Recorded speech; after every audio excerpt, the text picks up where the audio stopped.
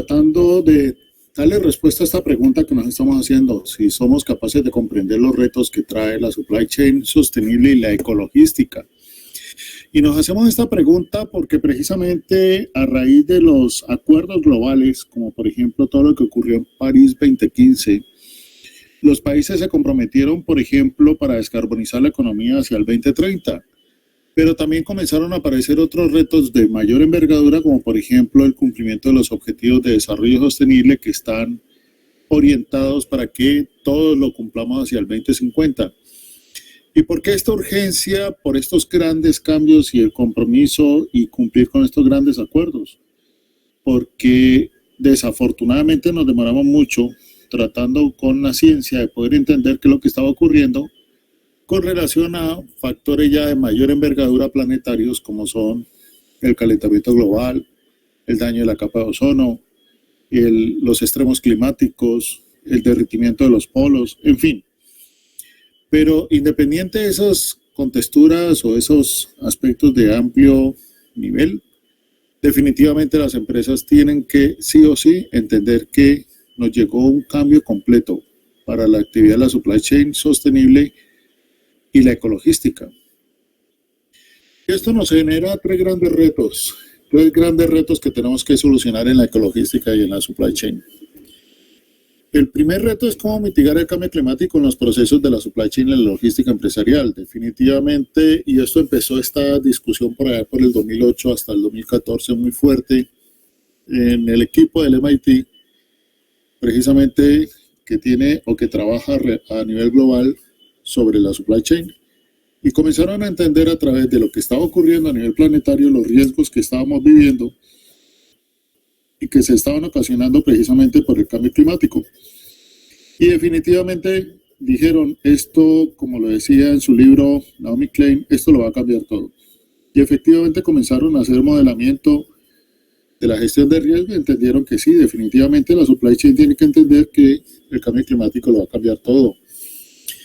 Uno de los ejemplos más fuertes va a ser la subida del nivel del mar, por ejemplo, y el cambio que se van a generar alrededor de los puertos marítimos.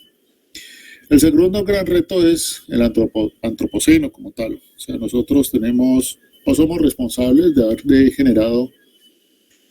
unos efectos no deseados y hemos transformado todo. Y resulta que la supply chain y la logística tiene el desafortunado reto de cambiar cómo es que aporta con el 33% de los gases de efecto invernadero, más o menos, en medio de toda la generación de esos gases a través del transporte y otras actividades que se generan normalmente en logística, y el impacto que generamos en logística a través de los residuos. Por ejemplo, todo el uso del plástico de un solo uso que se utiliza para embalaje es una característica muy fuerte en logística, como también el uso de las estidas, que en muchas ocasiones, muchas empresas y países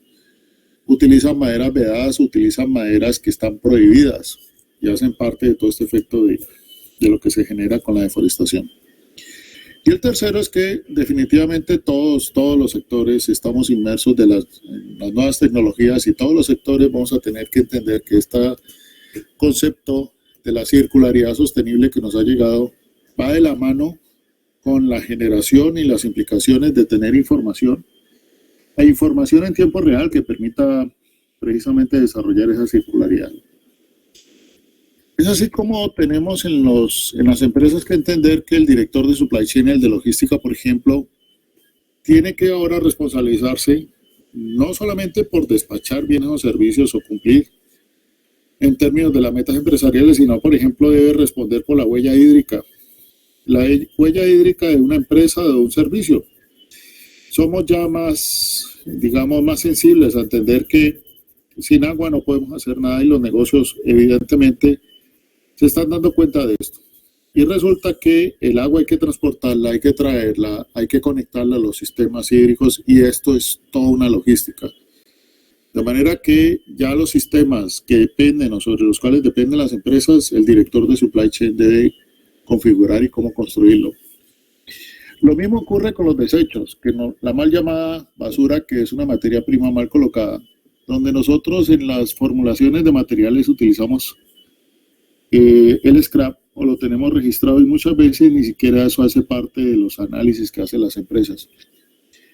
De manera que el director de supply chain y de logística deben de definir qué es lo que van a hacer con estos residuos que generan todos estos procesos y disponerlo de manera no solamente adecuada, cumpliendo con la ley,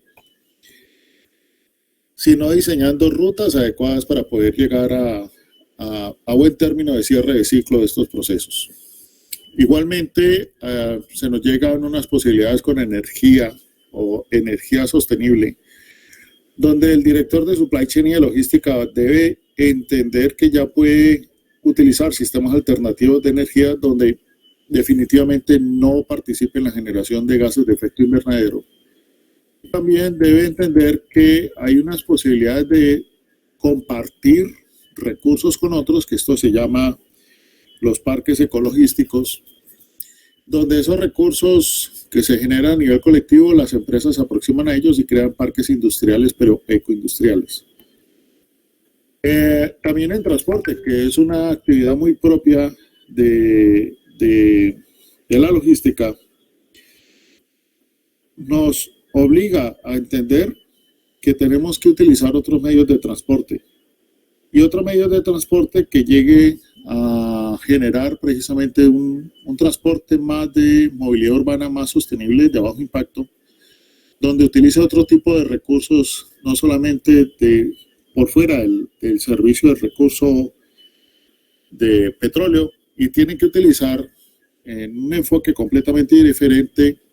transporte de base energía solar. Y por supuesto los edificios. Los edificios tienen que comenzar a cumplir otro tipo de implicaciones en términos de estructura, en términos de arquitectura y otro tipo de certificados que le permitan poder entender que tiene que utilizar energía solar, bioclimática y una serie de elementos que le va a permitir poder entender que tiene que ser green y tiene que ser LEED. Los grandes centros de distribución tienen que cumplir con estos principios. También